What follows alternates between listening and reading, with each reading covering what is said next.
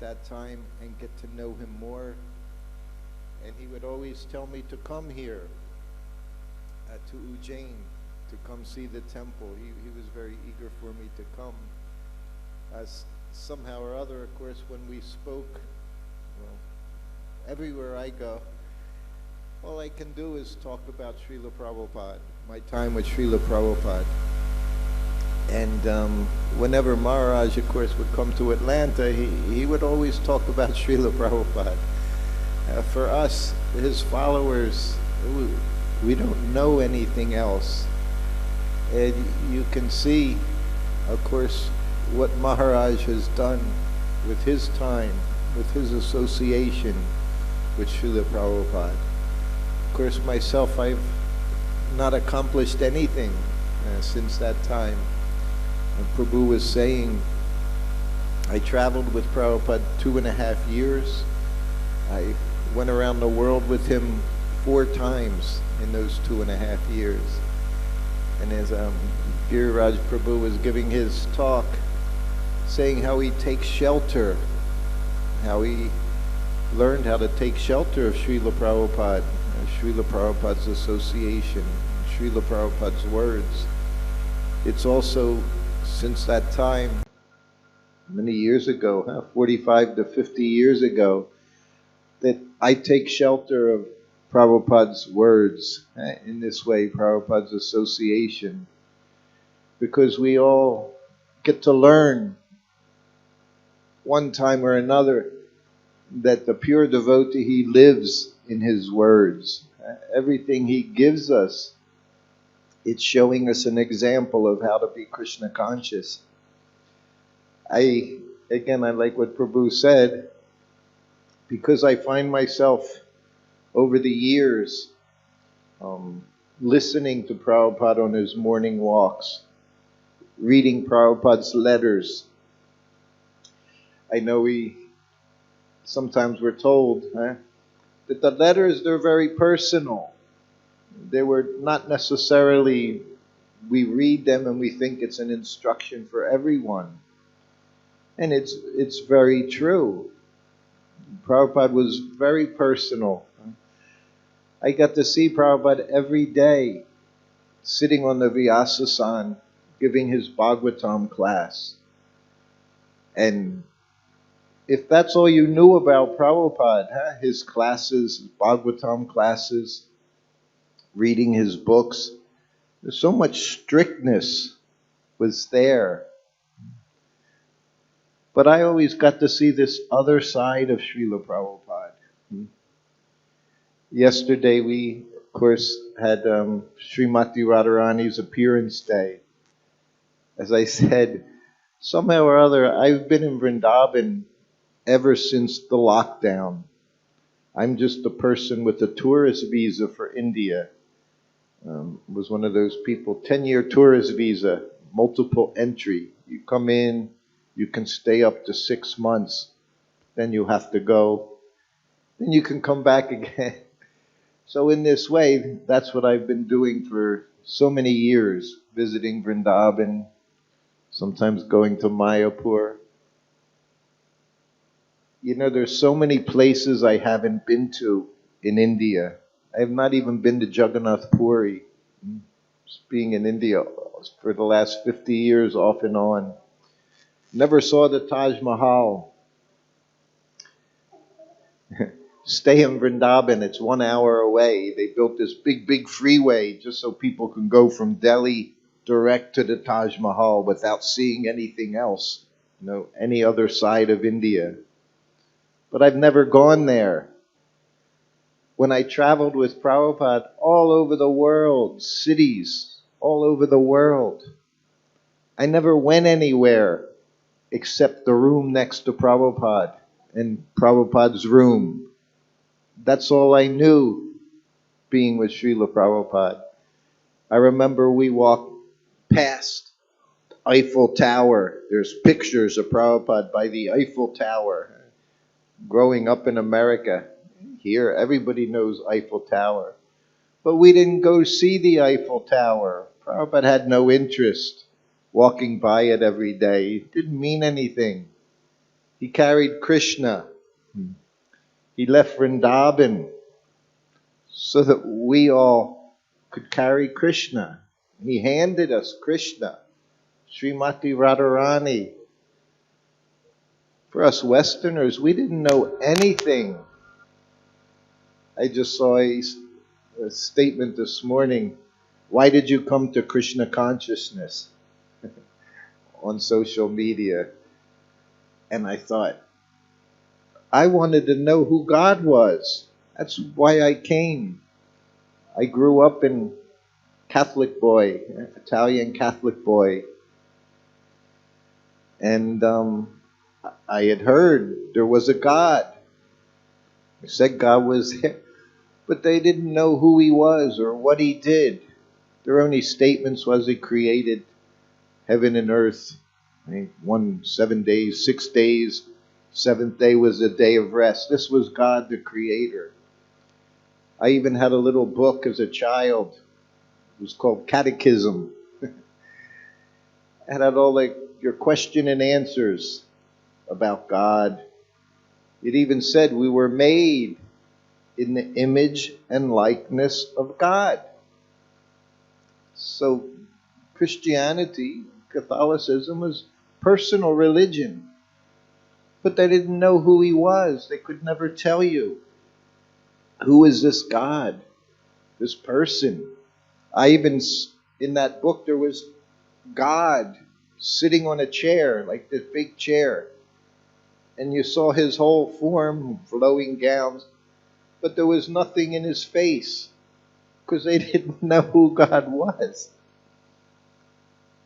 So somehow or other, at the age of 19, I just decided nothing was worth the trouble. Why was I going to college? Why was I doing all these things? And I became so unhappy. I started to pray to this God. Whoever you are, Anyway, that went on for some time. Not a long time. Some week or two. Every night, go to bed praying. If you're there, do something. I'm miserable here in the material world. Not happy. I didn't even know why I wasn't happy. I didn't have a difficult life. I was in university. I had a scholarship. It was just a half hour from my house. But I just knew I wasn't happy. I wanted to be happy. And I had this instinct to be happy. I had to know God. But I didn't want to read a lot of books. I never read autobiography of a yogi. At that time, 1970, 69, many devotees had read autobiography of a yogi. I didn't read very much. And I didn't even think philosophically how I wanted to know him. I wanted to know God. Who is this person? You're saying God, he's a person. I wanted to feel him. But nothing worked. I even went to one Christian, they were called Revival. Born again Christians, huh? We want to be born again. That's what the spiritual master, he gives you birth. I wanted to be born again. I wanted to feel God. Not just read about him, come to some conclusion, okay, yes, he exists. No, I wanted to feel happy. So I went to a couple of those, and it was in the U.S., in America. It was down in the southern part. And many of the churches, they were black church. Black means the congregation, mostly they were black. Because they were all about emotions. If you've ever seen African Americans, very emotional. And they would sing and dance at these things, playing guitars and stuff, and he'd dance like crazy. And I wanted that. But I didn't feel anything. I saw people, sometimes one or two of the people would dancing like crazy brahmacharis do sometimes, you see. When the deity doors close and they're spinning around, and they would be like that. I thought that was nice, but I didn't feel it. Some of them would even start talking in tongues, they called it. It was, you see, in English, gibberish. Didn't make any sense, but supposedly they were filled with the Holy Spirit. That's super soul, the Holy Spirit. I figured out that was super soul in Christianity. And I didn't feel it. Anyway, I went to a festival one day in Philadelphia. It was Earth Day, second annual Earth Day celebration. My friend and I went, and they would just have bands playing music, popular music at the time. But then down in the valley was a dozen of these people, men and women, young men and women, and they all had yellow cloth on, yellow dhotis, yellow kurtas. The women all had yellow saris, because there were no dhotis, there were no Indian stores in America in 1970. You couldn't buy a dhoti or kurta, get your japa beads. Nothing was there. So they would buy a big bolt of cloth, and that became. So they, of course, were chanting Hare Krishna, mridanga, cartels. And my friend said, let's go talk to them. And I'm going, no, they looked like they were from Mars. They had this tilak, it was pure white. They would buy it at the hardware stores, powder, Fuller's Earth it was called. It was like clay, but very white. And they had that on their foreheads, and of course men all had shaved heads. They were shaving their heads every day. They would shave their heads in the temple, or like that, shiny. So I didn't want to see them. I thought they were crazy people. Now I know they're crazy people. Hare Krishna is all crazy people. Nothing to do with this material world. What could be more crazy? So we went. Finally, he said, come on, let's go. They're nice. I know, they're nice. So he convinced me.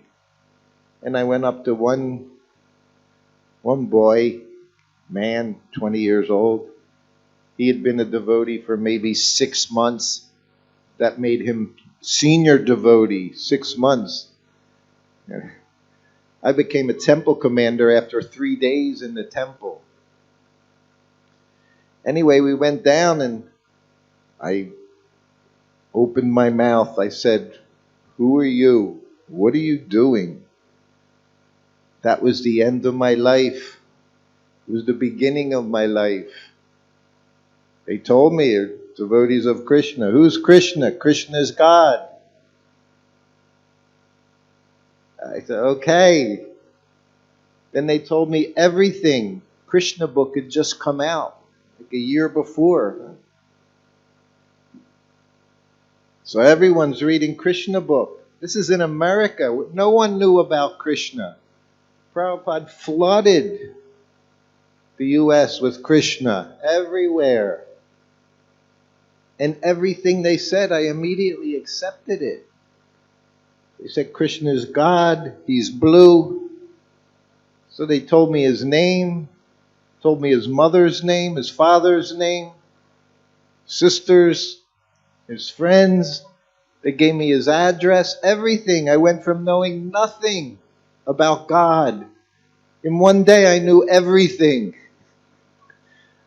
One sitting with these crazy people who were filled with Prabhupada's mercy. That was it. I was in the university, second year. My friend and I went to the temple every night after classes at school.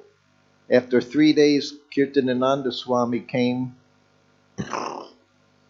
Prabhupada's first sannyasi, one of the first disciples. He said, come to New Vrindavan, give everything up, all this useless life, waste of time. We're just, yes. 3 days later, we took a train, just like I took this train, 9-hour train to get here, to see all you wonderful devotees. So we took a train to New Vrindavan, moved in, shaved our heads, boom, first day. Like I said, I became the temple commander. I was going around 4 o'clock in the morning, blowing the conch shell, waking up these other devotees, all my senior god brothers, god sisters. There was one Brahmin in the temple.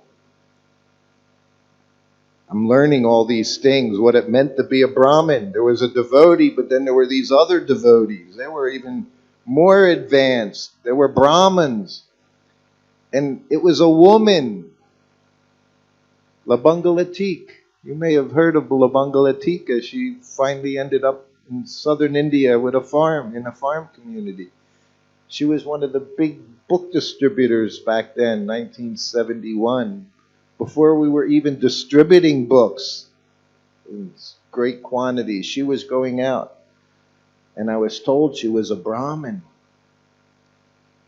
Then sometimes one day, sannyasi came, Trivikram Maharaj. He was a sannyasi. And I would see them lunchtime. They'd put their hands on it. And they had a special mantra. There was the Hare Krishna mantra, but then these people had a special secret mantra they were chanting. They got from, and I would just look at them because I thought, they're going to like raise right off the ground, these people. They were so advanced. It's all by Prabhupada's mercy. Somehow or other, 16 months, I became Prabhupada's servant, his personal servant. I was just, as he said, 20 years old, in the temple for just over a year. And somehow or other, by Kirtanananda, said, "You want to be Prabhupada's servant?" Who would say no to such a question? I said, yes. So I left with Prabhupada the very next morning, 8 hours later. I had some time with Prabhupada 4 months before. I became his servant Janmastami, 1972, in New Vrindavan. There was Vrindavan. Prabhupada made a new Vrindavan. That's what he did everywhere he went. Imagine, 14 times around the world in 10 years. Because he understood Krishna. He carried Krishna everywhere he went. Krishna went there. He brought Vrindavan everywhere he went. Just before this lockdown, we've all gone through so much. You have all gone through so much in the last year and a half, 2 years almost now. Everything has changed. Just like that. We were all going along. I was born in 1951.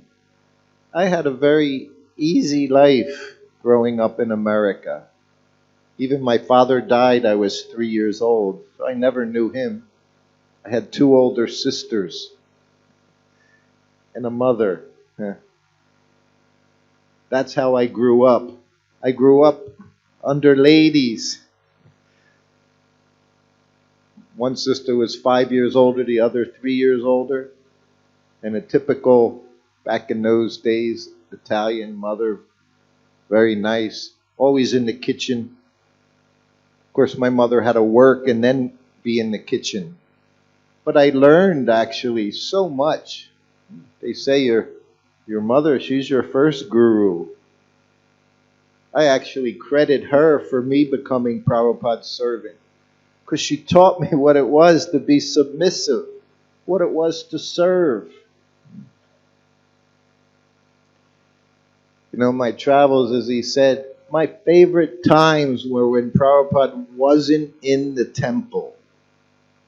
In the temple, we all knew who Prabhupada was to some degree, pure devotee of Krishna, the person who was empowered to spread the Maha Mantra all over the world. We're all offering our obeisances. We just wanted to be with him. But when he was traveling, he was outside of that environment, his temples, his disciples, not mixing, with people outside on the aeroplane. Some of my favorite times were just seeing Prabhupada on the aeroplane because there was no one like him. He was, in all terms, he was aloof.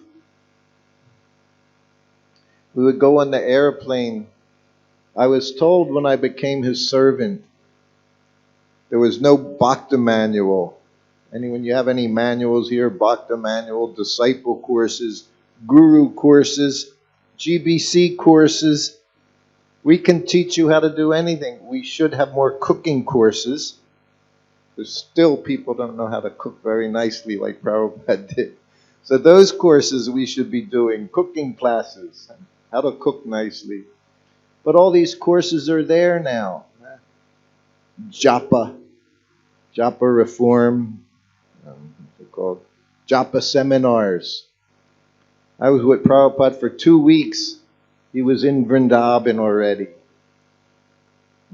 From Janmashtami, 1 month later, he had traveled through the U.S. He wanted to be in Vrindavan for Kartik, October 15th, 1972. It was the first time he would be back in Vrindavan for Kartik since he left in 1965. He was so eager to get back. And my first flight was with Prabhupada. As I said, all I was told when I became his servant, imagine, he rings the bell, you answer it. He sits in the plane, you sit next to him. When he's in the car, you sit next to him. These were my instructions. I'm going to be servant to Krishna's most pure devotee. And that's all I got to know. I didn't know how to massage. Prabhupada, Kirtananda introduced me to Prabhupada the first day. He said, Prabhupada, this is Sruta Kirti. He's a very good cook, but he doesn't know how to massage. Prabhupada looked, he said, anyone can massage. He was being kind. Actually, not anyone could massage Prabhupada. He was very particular.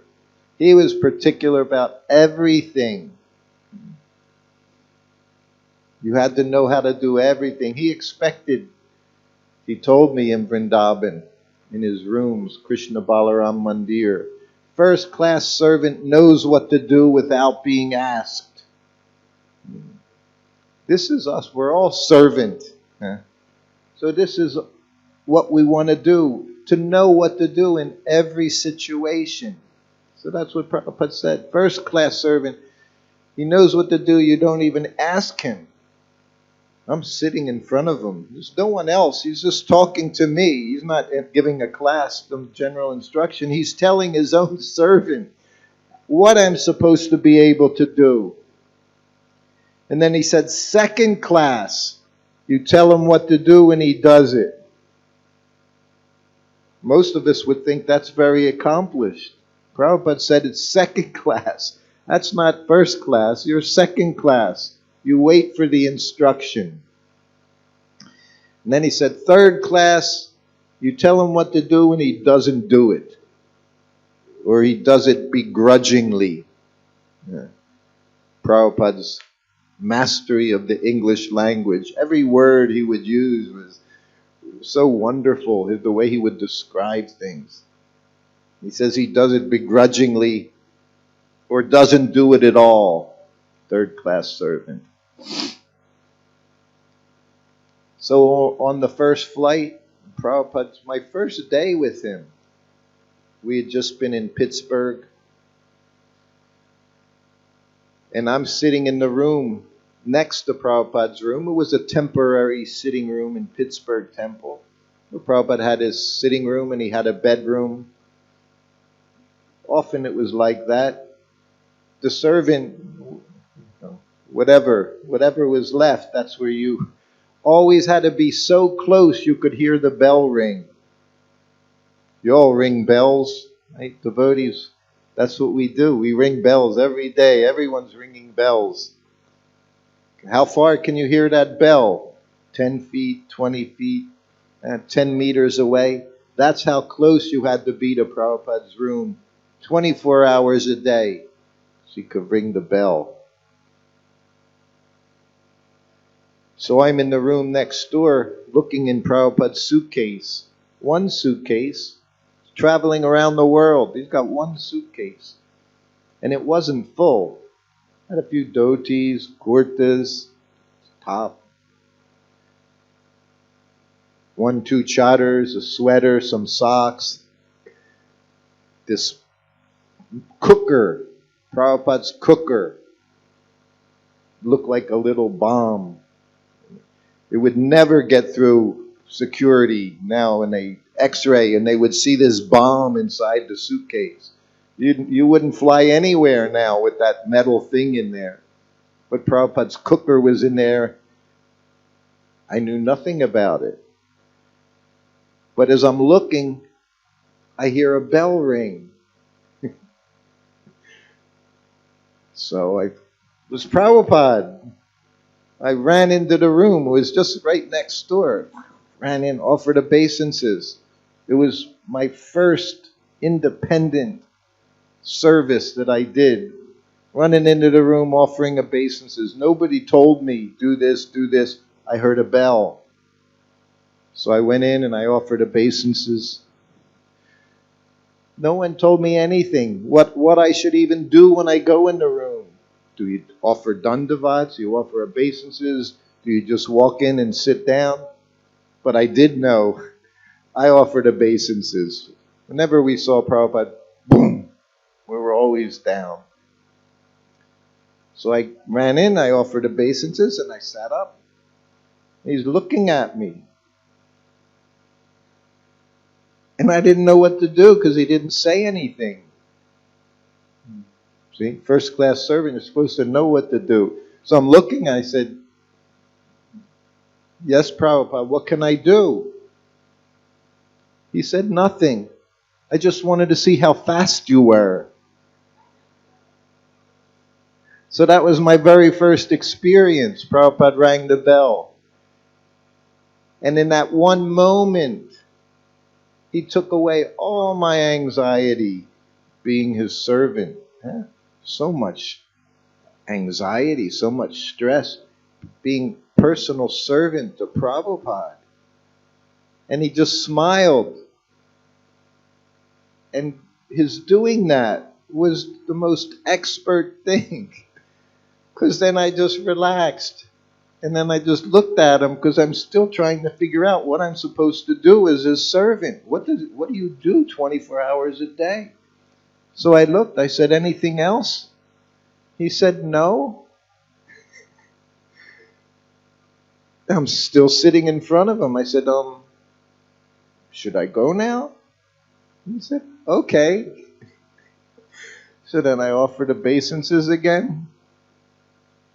And I left. I was successful. My very first attempt. I answered it quickly. As his servant, he didn't have to wait. Sometimes, over those years, he would ring the bell. Different reasons I didn't answer. Sometimes I was sleeping. I didn't hear it right away. Maybe it was a few minutes.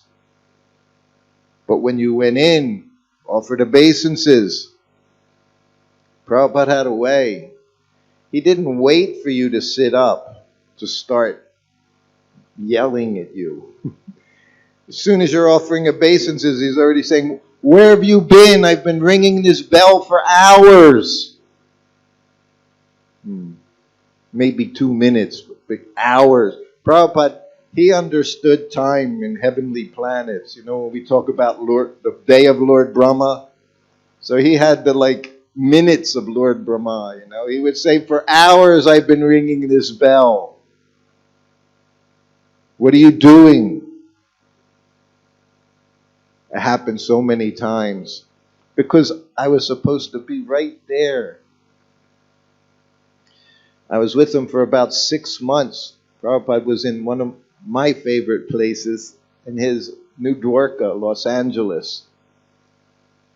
So after a few months, I became very experienced in what my service was, what to do without being asked, cooking for him every day, massaging him, knowing how to massage. I learned everything, gradual.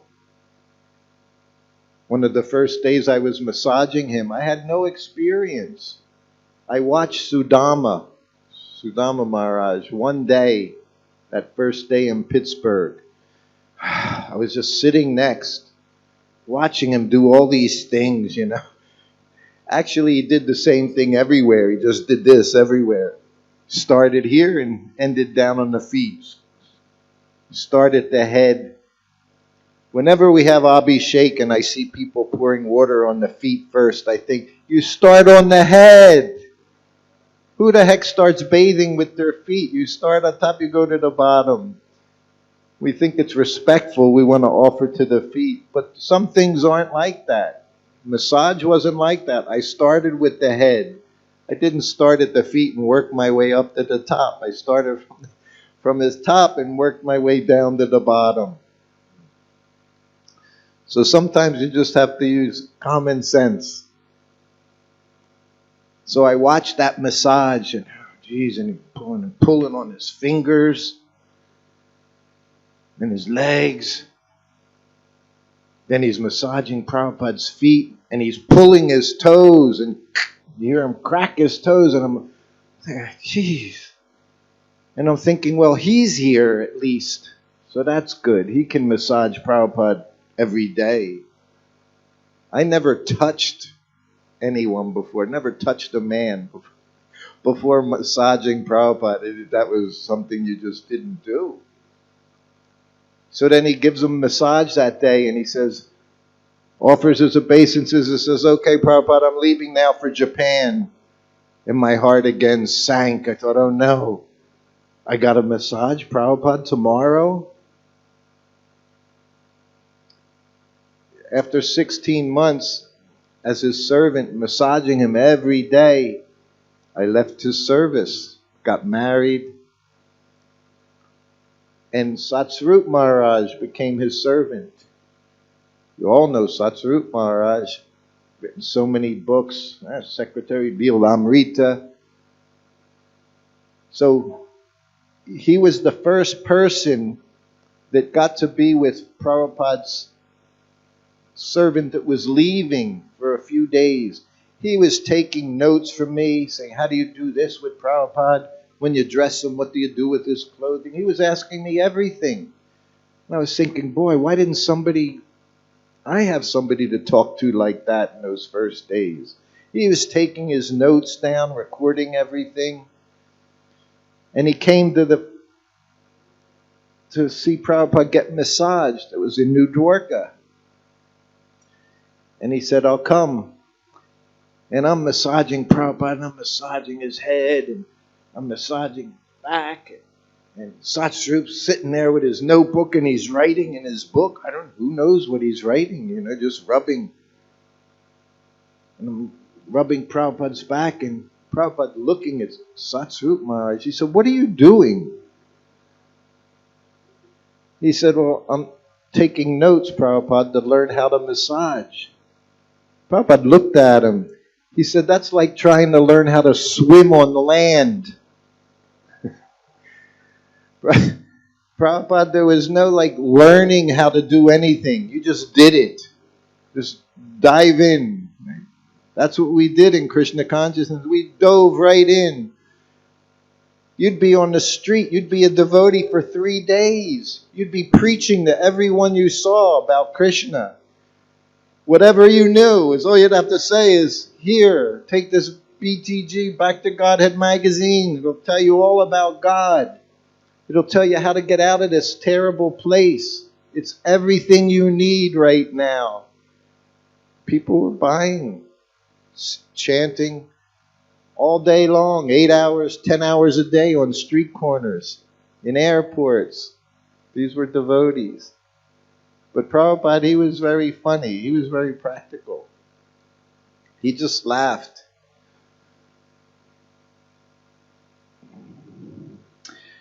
So the fun was on the airplanes. So I know I only have geez, it almost, am I supposed to stop at 1 o'clock? Yes? Yes. Who's in charge? Do I stop at 1 o'clock? I'm just started. I knew this was going to happen when I came. I could talk for hours once I start. Over the next few days, I see I have 15-minute spots. I don't know what to say about Prabhupada in 15 minutes. We could speak about him eternally just sitting here, just what little bits we know. On the airplane, as soon as the light went on, when the plane's getting down to land, fasten your seatbelt, right? And then they had no smoking, fasten your seat. As soon as it said fasten your seatbelt, Prabhupada would get up. Because it meant the plane was going to land soon, which means he would go and use the bathroom. And even put tilak on if it was a very long flight. So he got up. Prabhupada gets up, you get up. You're his shadow. Personal servant, you're a shadow. So you get up, get out of the seat, because he's at the window seat. So he gets out, and you're behind him, and you have the stewardesses, sit down, the plane's going to land. And Prabhupada would just walk to the bathroom, and I'd look at this stewardess, and what can I do? I can't do anything. And I'd walk, and Prabhupada would go in the bathroom, and I'd stand outside the door, waiting. And then the one day he opened the door, and I'm standing right there. He always knew, servant was right there.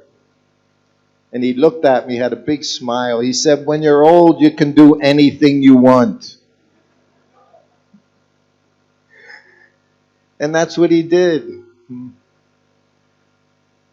On the plane, imagine sitting next to Prabhupada for 20 hours on an aeroplane. What do you do for 20 hours? I know I didn't chant Japa the whole time. I would try, make a show, chant very serious, Hare Krishna, Hare Krishna, Krishna Krishna. Prabhupada would just sit there comfortably. Sometimes one plane, big 747, like 3, 5, so many seats across. But it was a short flight within the U.S. So many devotees were there. They got on the plane to go from New York to Chicago. So they also took the flight, which was unusual because Prabhupada's travels usually far. And Prabhupada's at the window, and I'm right next to him. And then there's another dozen or so devotees. They all found out where Prabhupada's sitting. And of course they want to be as close as they can. They want to see Prabhupada. And we're sitting, and the plane takes off, and after 10, 15 minutes, all the devotees are falling asleep. And Prabhupada's looking. He says to me, why are they sleeping? He asked me so many questions I didn't know how to answer. I did know how to answer. Everything you say is wrong. That's the answer. If Prabhupada said, why are they sleeping? If you say, well, maybe they didn't sleep too much last night because you were coming, they could have been pain. Nothing was good answer. That was Prabhupada. Why are they sleeping like dead men? He said no one on the airplane is sleeping but the devotees. He knew his devotees. They were the only people sleeping. Everybody else, all businessmen. 1972. You didn't fly unless you had money in those days. They're all business people. Nicely dressed, suits, shirts, everything. He said, no one is sleeping but the devotees. He said, all these people are working so hard for their sex life. Prabhupada would bring things right to the base level, right? Material world, it's It's money or sex. That's everything revolves around these two things. So he'd say everyone awake, working very hard for their sex life. But no, not the devotees, sleeping very nicely. I guess it's because we didn't have interest in those two things. We could sleep comfortably by Prabhupada's mercy. Every time it would happen. I learned right away, don't try to answer Prabhupada's questions, because you're wrong. I learned before I became his servant, I got to go in his garden. And 5 of us are in front of him. I was the Krishna book reader. Became the designated. In ISKCON, when you became given a service, it was eternal. You became temple command. Whatever you did, you were expected to do that forever. So even I went into the garden, devotee handed me the Krishna book. When Prabhupada says you read Krishna book, yes, yes. And we always said yes. We never said no to service. Given an opportunity to do service, you could never say no. So we're sitting there nicely. Devotee for a few months, a year, 2 years, 3 years. And Prabhupada sit in front of us. He'd sit on the seat of his garden in Los Angeles. Sometimes he would have his hand in his bead bag. He'd chant, Japa. And he'd look at us, his little children. And then he looked, he said, so what color is Krishna? I've been a devotee for 1 year. The first thing I learned was what color Krishna was. It was one of the easy ones. What color is Krishna? But as soon as he said it, see, I had a special sense. I thought, trick question. Why would he ask that question unless it's a trick question? So I don't even try to answer. It was my first time I had an opportunity to answer an easy question. Anyone can answer, what color is Krishna? And then one boy raised his hand. Brahmachari. Prabhupada, it's described in Krishna book. Smart boy. He's going to quote Shastra. You can't be wrong. It's described in Krishna book that he's blackish, like the monsoon rain cloud. You've had plenty of those here, the last month or so. Nice, dark, blackish, like the rain cloud. And we're looking, and Prabhupada goes, I saw that movement many times. Questions. He loved it. And he said, no. He said he's blue like the sky. He said the sky is blue because it's reflecting Krishna's bodily effulgence.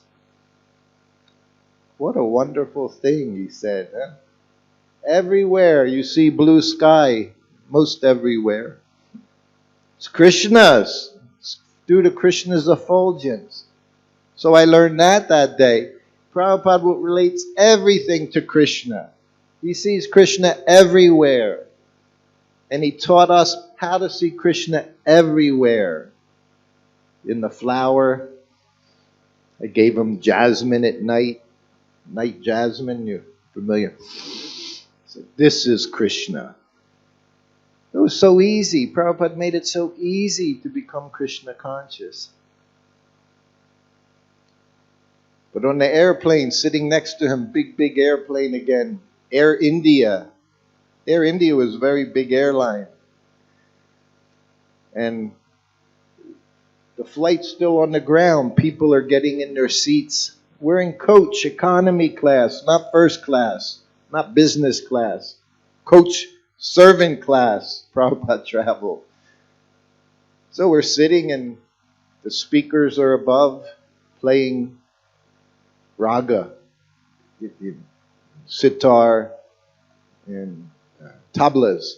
Nice instrumental sound. Huh? And I'm sitting right next to Prabhupada. He looks at me, He said, do you like this music? Uh-oh, trick question. And I hesitated because I didn't want to say the wrong thing. See, I never would say anything because I didn't want to be wrong. And he looked at me. He said, it's very nice. I said, yes, Prabhupada, very nice. I told that at a class one day. One of his other servants were there at the class. He said, that happened to me too. Same thing, he said, sitting next, Prabhupada, listening to that music. And he asked me, do you like this music? He said, I said, yes, Prabhupada. He said, it's sense gratification music. You were always wrong with Prabhupada. That's how he trained us. He trained us. You had to be ready all the time with your answers. Whatever answer it is. On a morning walk, 2 years had gone by. I've been traveling with Prabhupada for 2 years. You think you should learn something. Even you're dull-headed, you're going to learn something from him. And he's on a morning walk in Mexico City. He always walked in parks, or he would walk by the beach, like Juhu Beach. This was called Botanical Garden, very beautiful. Mexico City, pretty city, it's like a mile-high city. So we're on the morning walk. The Prabhupada's surrounded by his disciples, and there's many sticks. They're dandas, his sannyasi disciples. And Prabhupada stopped. He had his cane. His cane was his pointer. He would point with his cane. And he pointed to a tree. He pointed and he said, why has the tree died? Again, another question. I never answered questions. I'm there with the microphone. I did a few times. But I had to know really, really sure that it would not questionable. Not a multiple choice answer. Yes or no. Yes or no answer. So he said, why has this tree died? So GBC sannyasi. It died, Prabhupada, was diseased.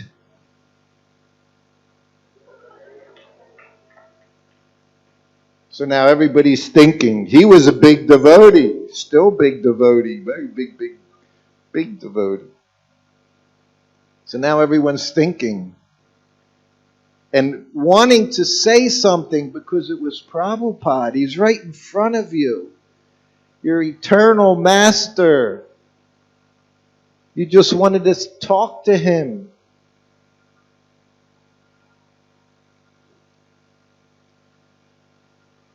Prabhupada, old age.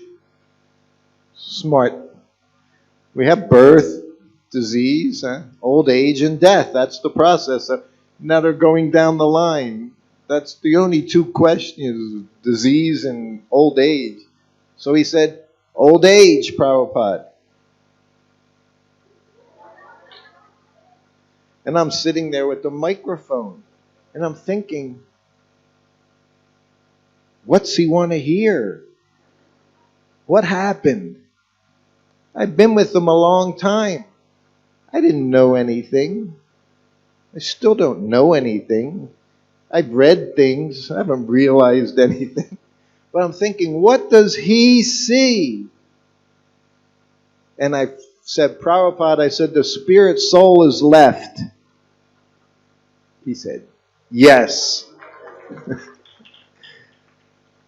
So whatever we are, whoever, you just stick with this process and gradually you're going to learn things. You're going to be able to see how a devotee sees things. He sees things differently. Pure devotee of Krishna sees everything in relationship to Krishna. Everything Prabhupada did, it encouraged us to become Krishna conscious. If he chastised you, it was to help you. If he joked with you, it was to encourage you. Whatever he did, he was encouraging us. That's devotee. So I'm up here, Prabhu. what is our schedule? Should I stop here? See, they have a big discussion over what happens now. It's 1:10. Prasadam? Okay. All right. Sorry, hopefully I'll have some time again to speak to you. I appreciate all of your being here. I've looked forward to coming here for a long time. Hmm? 15 minutes. Okay. Okay. Anyone's very hungry, you can go. Prasadam's very important to devotees as well. Prabhupada also, Prasadam, that was one of the things as servant. Prasadam on time. I have sometimes, I say, have a meeting 1 o'clock. 1 o'clock, if Prabhupada said 1 o'clock, it means 1 o'clock. Doesn't mean 2 minutes after 1, 10 minutes after 1, 1:30, or 1 o'clock. They had a meeting the other day, one of the meetings at the temple. I won't say which group it was. 24-hour kirtan party. They called a meeting 1 o'clock. It was 1:15. There was 2 people there out of 20. This is not Prabhupada's program. It's devotee. Prabhupada was very, very serious. I have a tendency when I speak about Prabhupada's sense of humor, his compassion, all the things that attracted me. But other devotees, they were attracted by Prabhupada's his program, his determination, schedule, everything. Prabhupada would say something, we literally would jump. So I'll tell you one Prasadam story. Again, on the aeroplanes, most fun to be with Prabhupada on the aeroplane. Because he was different. And he didn't care that he was different. He enjoyed being different, being transcendental to everyone else. We would sit there and eat our puris and sabji. Everyone else is getting trays. Even Air India, sometimes we would take the vegetarian meals back in 72, 73. But Prabhupada liked his puris and sabji. So we left Mexico City. I told you Mexico City. This was 1975. And there were many, hundreds of devotees in Mexico City. And it was the first time I saw people that were old. Not just 20-year-olds, teenagers. People were like 40 years old, 50 years old. That was old back then. I'm 70 years old now. I can't even conceive what it is to be this age. One woman, Prabhupada was talking, you have to become Krishna conscious. So at the time of death, you remember Krishna. Older lady, she understood death. We didn't understand death at 20 years old.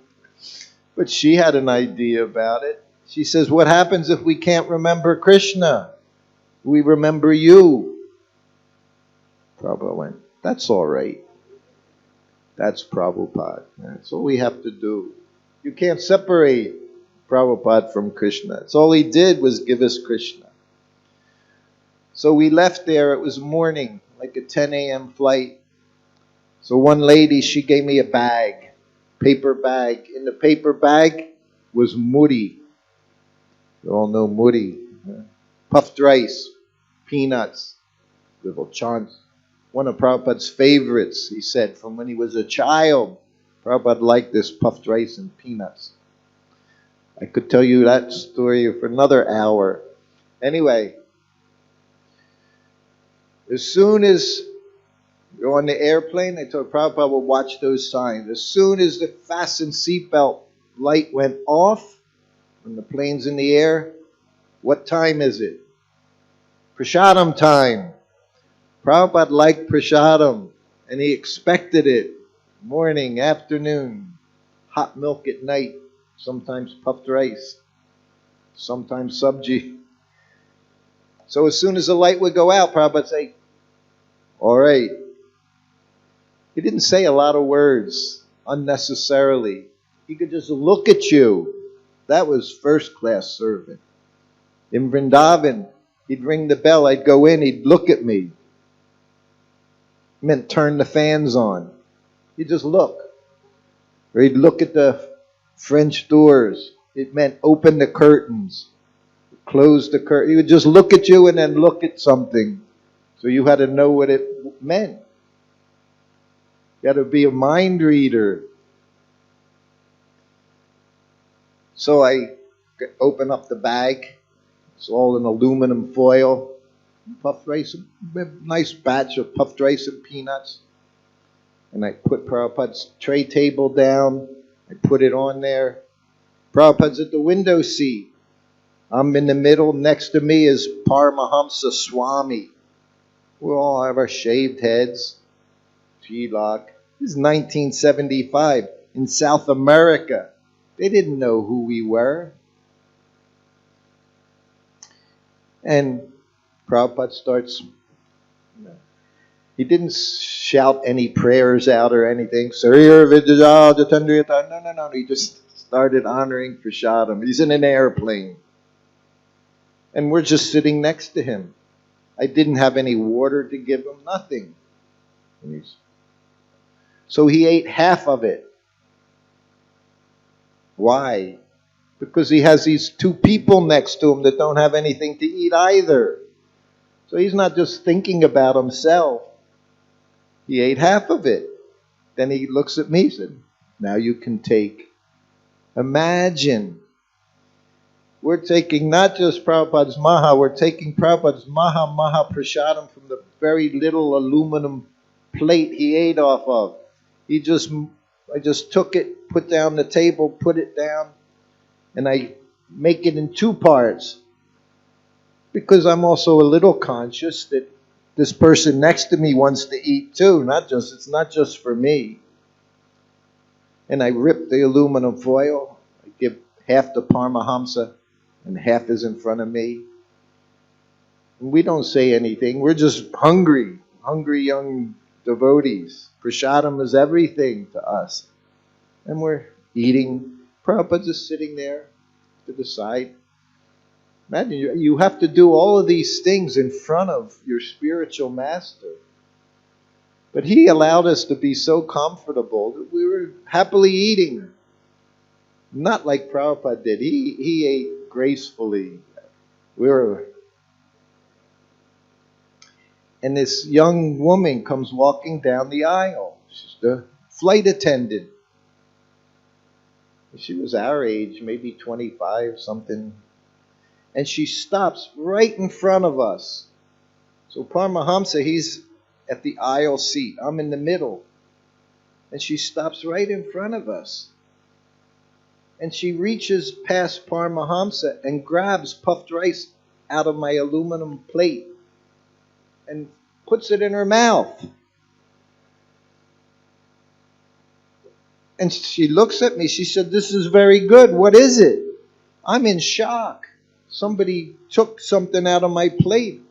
The flight attendant just grabbed it out of my plate and ate it. Prabhupada's Mahaprasadam.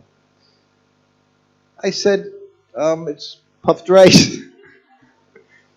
She says, well, why are you, we're going to be serving meals. Why are you eating like that? Guess it was a Venezuelan thing. Very open, friendly she was. Big smile. I said, well, we're vegetarian. And Prabhupada, he's just sitting there. Prabhupada on the plane, he didn't talk necessarily to people, especially women like the stewardess. If they would come and say something, do you want anything? Then I would look at Prabhupada and say, do you want anything? And then he would tell me and I would tell them. It was like I was a translator from sannyas dharma to this non-devotee woman or even man. He would literally, you would translate. So she's looking at me. She says, "Can I get you anything?" She's being very nice. So, of course, I look at Prabhupada. I said, "Do you want anything?" Because he's not going to answer her. And he said, "Hot milk." Garam doodh. Hot milk. Hot milk was always something you could have. So then I said, "We'll all have hot milk." Because whatever Prabhupada would get, we get. That's our process. Whatever the spiritual master, you want what he wants. So I said, "We'll all have hot milk." She said, "Can I get you anything else?" She said, "I can go in the first class, cut up some fruit, bread, cheese." I looked at Prabhupada. Prabhupada goes. So I said, "Yes, we'll all have hot milk, fruit, bread, cheese, anything." She says, "All right, I'll be right back." And she goes into the first class kitchen. And I looked at Prabhupada. I said, "Prabhupada, that was amazing." Meaning she took his Mahaprasadam. And Prabhupada said, "Oh," he said, "that's the nature of women. They like to serve." He didn't answer my question. He answered her serving us. He didn't make any statement about the fact that she reached into my plate and grabbed Mahaprasadam off of my plate. I mean, even devotees don't do that, I don't think, grab food from someone's plate. But he didn't answer it. He just ignored that. So, of course, then she came back pushing a cart. She did everything so nicely. And put it. So then our process of sanctifying was just wait for Prabhupada. Because the milk's there, the fruit's there. So Prabhupada would pick up his cup. We picked up our cups. Because as soon as it touches his lips, prasadam. So we just wait, and Prabhupada, if he grabbed a piece of fruit, we would grab a piece of fruit. Because it's not like we're all bowing down, saying prayers, offering it to Krishna. None of these things. It's simple. So anyway, 20 years went by. It was like 1995. And I'm in New Dwarka. And I'm speaking to the devotees. It was a Prabhupada festival. And I told the story. And I spoke for a couple hours. And I'm ready to get up. And this devotee comes up to me and says, "Can I tell you a Sankirtan story?" I'm thinking, "Oh, I just want to get up, stretch my legs." But I said, yes, of course. So he said, "I've been doing for years Sankirtan, book distribution in South America." He said, and like here, they would go village to village, not big cities. They would go to the villages, every town and village. He said, and we had jeeps, four-wheel drive vehicles, because you'd have to go, again, like here, rainy season, you get muddy roads. He said, and we would go to the town square. Lots of times there was a fountain there, drinking water, spring, natural springs. He said, and we would do Harinam, chant, Hare Krishna, Mridanga, cartels. He says, and then we would go off in the jeeps and go door to door. One farm to another farm to another farm. And I'm sitting there going, okay. He said, so we were in this one place in Brazil. He said, deep in the jungles. He said, and I was driving, he said, and I stopped at a house. And there's no other houses around. That's why they're going in vehicles. He said, and knocked on the door. And a woman answers. And she sees him. Dhoti, kurta, shaved head, tilak. And she says, Hare Krishna. And invites him in. And he sees her house is like just a little place, simple place, a picture of Prabhupada, Radha Krishna. And he's so confused. Because obviously she's a Hare Krishna. And she says, so nice to see you, so nice to see devotee, like that. He says, well, how did you become a devotee? And she said, I was a flight attendant. And she was the woman, it was the same woman who had taken Prabhupada's Mahaprasadam from his plate. She became a devotee. Soon after she met the devotees, took the book, boom, just by taking Prabhupada's Mahaprasadam, little Mahaprasadam. This is the pure devotee. So this was the same person 20 years later. Not a flight attendant, she's a Hare Krishna. Last year she was in Vrindavan, this same woman. So very special. So that we say, I started out talking about the Holy Spirit. That's what I wanted to do. I wanted to get in touch with the super soul, the Holy Spirit inside. So that's the mercy. That's what spiritual master is. Huh? We all know he's external manifestation of the super soul. He's telling us everything what to do, how to be Krishna conscious, how to make your life successful and become happy. So I think we need to stop here. I appreciate you're all staying here for this. And I hope I get to see you all again and have some questions. You can have some questions. Srila Prabhupada ki jai. Hare Krishna. Hare Krishna.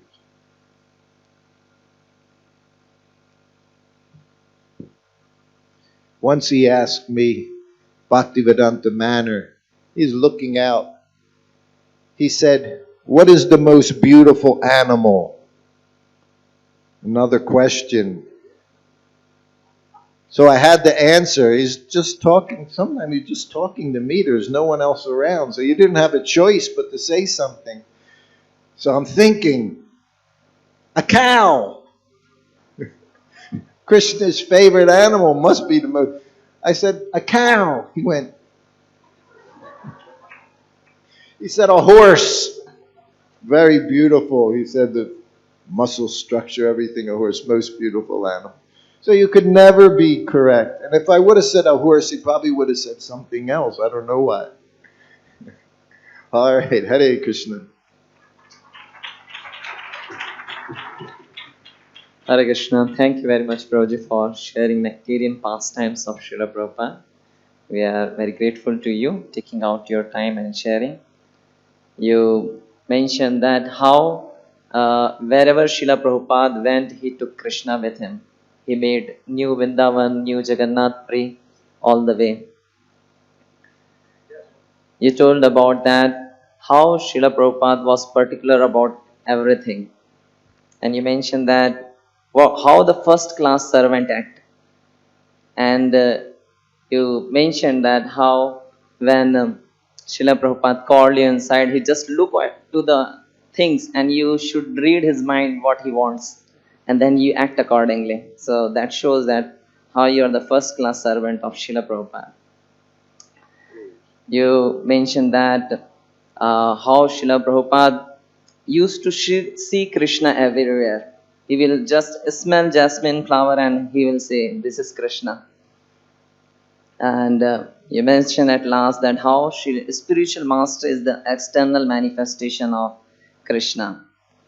I was reading somewhere, it was mentioned, I read some pastime where some devotee from other group was mentioning, his disciple asked him, what is so special about this ISKCON and his devotees, Srila Prabhupada? So the Swami answered that his disciples are 101% surrendered to him. That makes it special, this ISKCON moment. And we can see that how all of the disciples of Srila Prabhupada, they by their own action, by their own behavior, they are inspiring and guiding us how we should become surrendered to the spiritual master, how we should become surrendered to Srila Prabhupada, and they will make the best arrangements to be engaged in Krishna's service. Thank you very much, Prabhu, for sharing and inspiring all of us. His Grace Shruti Kirti Prabhu ki jai, Srila Prabhupada ki jai. So, thank you very much for having me. So, this is a lunch time. Thank you everyone for joining. We are resuming at 4 p.m. At 4:30 we will have Prabhupada Katha by His Holiness Bhakti Prem Swami Maharaj. Then 5:15 we'll have Prabhupada Katha by His Holiness Sri Krishna Chaitanya Swami. There will be a Dharma performance after that at 6 p.m. Messiah of Millennium by the devotees. 6:15 Prabhupada glorification by devotees. 7:30 Prabhupada Katha and Kirtan led by His Holiness Loknath Swami Maharaj. Hari Bol. So thank you very much for joining. Hare Krishna. Shri Prabhupada ki jai.